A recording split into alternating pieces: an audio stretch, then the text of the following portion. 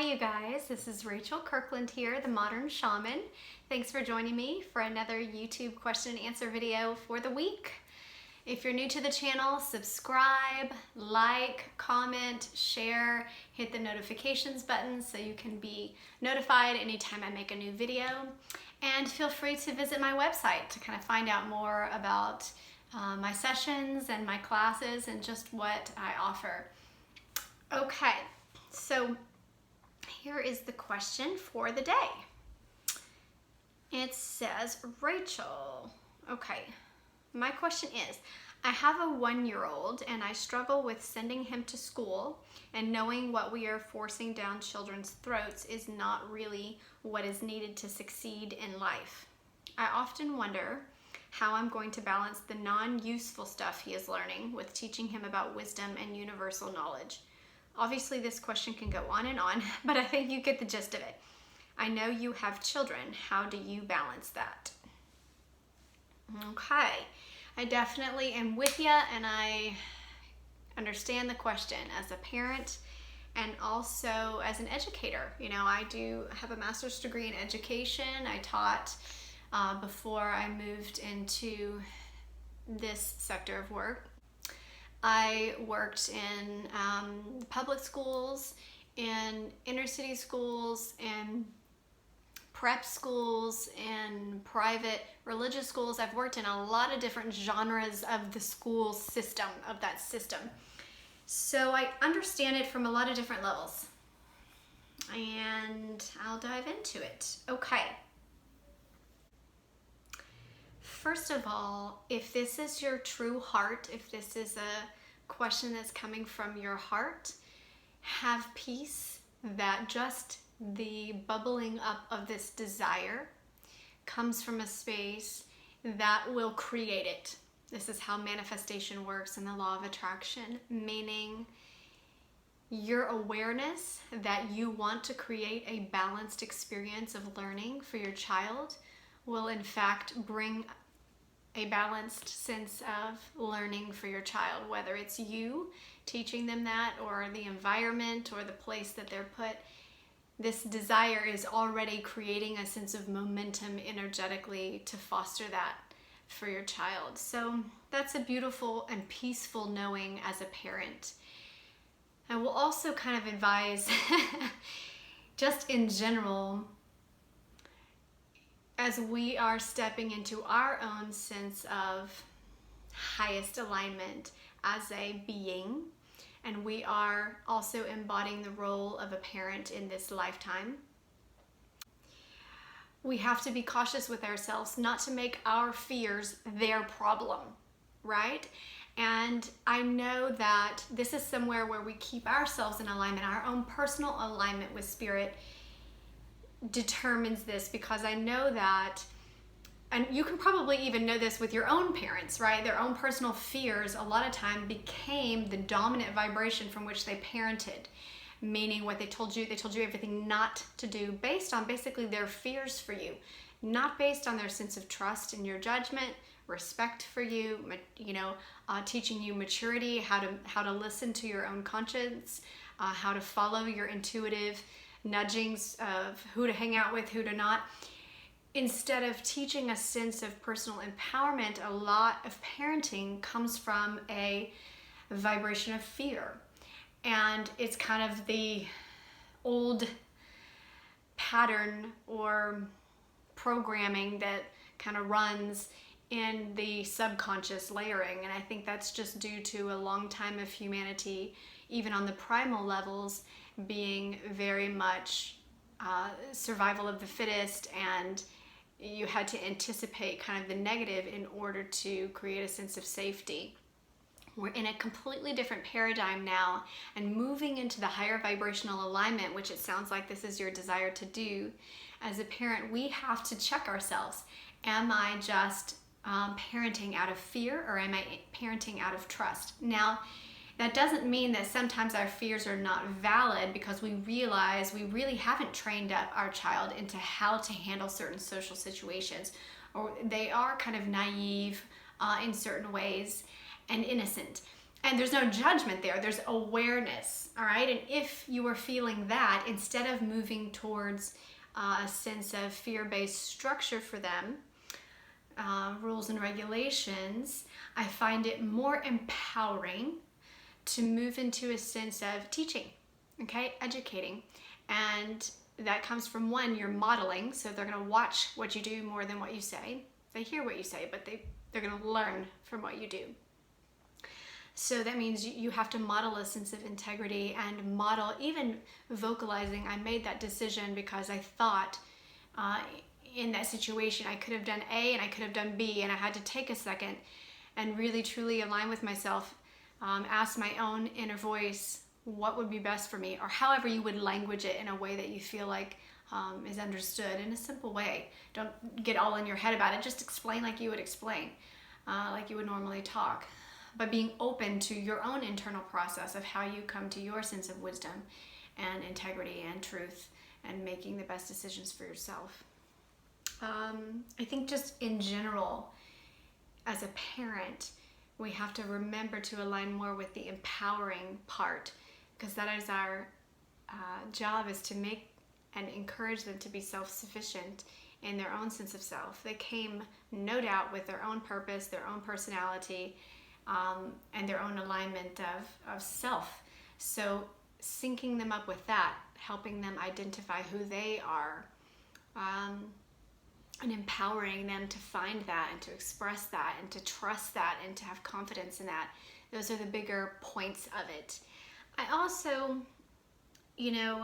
when I send my kids to public school, and at the beginning, I was really conscious about, I want to do Montessori, I want to do this, and I really just kind of realized it's not about that. They're going to learn different structures, so they're going to learn different scenarios, and it's more about you as a parent teaching them the sense of success, whatever success looks like to you, a sense of personal confidence, again, and empowerment, and ability to truly be themselves in whatever way, shape, or form the culture around them may shift and change, because they're going to be in so many different dynamics throughout their whole life. Social dynamics, job dynamics, structural forms. And when I say structure, like school is a structure, there's a system of what you do, you don't do, this is how it works, a system of progression, you go up each grade when you hit a certain goal marker. These are just systems, and not necessarily putting a sense of hierarchy, like this one's an important system, this one's not, but just gaining a sense of broader perspective of this is just one format of even the way we do schooling. There's so many different formats. And it's funny because even for me, I had to always remind myself, my kids are not me. They are completely them, and they should be completely them. Even things that would have bothered me or things that would have blessed me may not bother them in the least, may not bless them in the least. So what I need is oftentimes what I think about when I think of teaching them, right? And so it's really important to also to remind yourself to listen as much as you're speaking. Now, when they're young, they're communicating in a lot of non-physical ways. So this is when your psychic senses need to perk up a lot. So they're communicating with a lot of their energy, with a lot of their attention, what they're focusing on, with a lot of their emotional body. And so picking up on all of that, and not just the verbal, and asking in the verbal ways that we would communicate.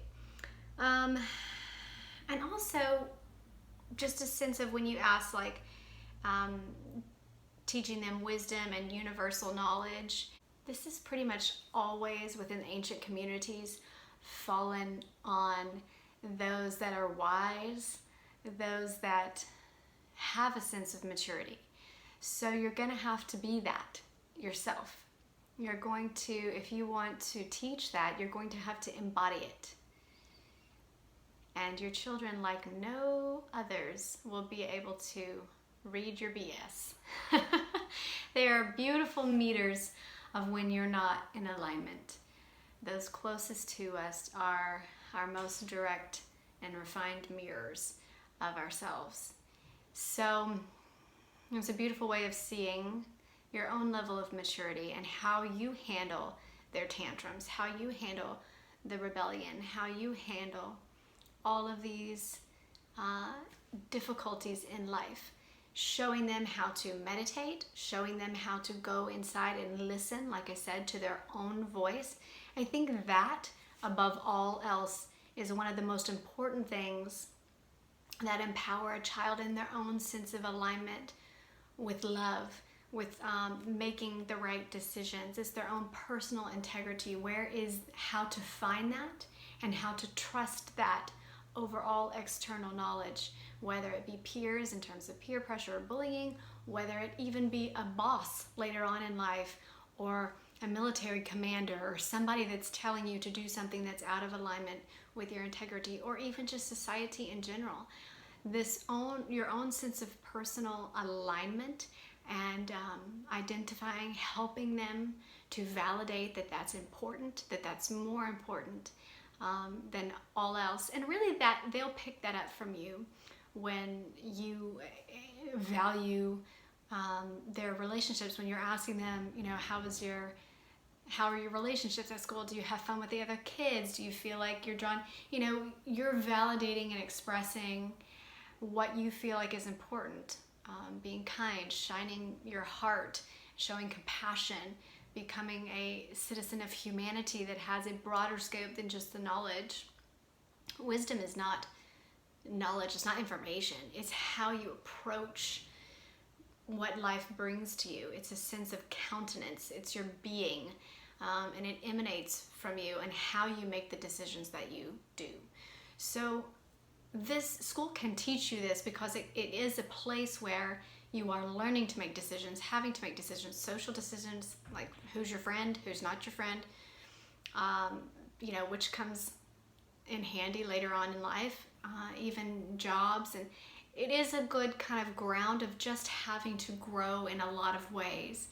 And those ways that feel important to you, it's sort of the metacognition of what's going on here, and just reminding them, like, it's not just about the knowledge, it's not about the grade, it's not about the technique that they're teaching you or the system of math or whatever. Those are just systems and they'll come and go. But it's about how you approach it. Do you have a sense of patience with it? Are you listening? Are you connecting with those that want to be friends? Or are you standing up for those that need a sense of compassion? Those types of things you just have to talk about and have a sense of openness of, like, this is what's important about your schooling. It's a much broader learning than just the information. That's just kind of like the base bone of it. The deeper things are the processes of how and why you process school and what you're gleaning from it. Again, that's the sense of wisdom. So I would just encourage you to keep going in your sense of desire with that, and be patient with yourself as a parent too. We don't always get it right, but there is a definite sense of perfection in that your child chose this timeline. They chose to be born in this time, and there is precision in that. It is not a mistake. In all their wisdom before they came, they chose you as their parent. They chose the social dynamic, the timeline of when schools are like this and how they're relevant. So it's purposed. And sometimes, like I said, things that we think will bother our children or something don't bother them at all. They love it. They love the structure. And we're like, oh man, I was thinking that was going to feel really, tight for them. So being open to how they express in the ways that are relevant for them, I think that's a beautiful space too. Just wanted to encourage you as a parent, giving you a little boost of encouragement that you're doing the right thing. Your heart is in the right place, even with the question. So that's a beautiful sense of inquiry and wisdom in itself. Stay in that space, and I think they will feel it, from you. So, bye, you guys. Stay tuned till next week.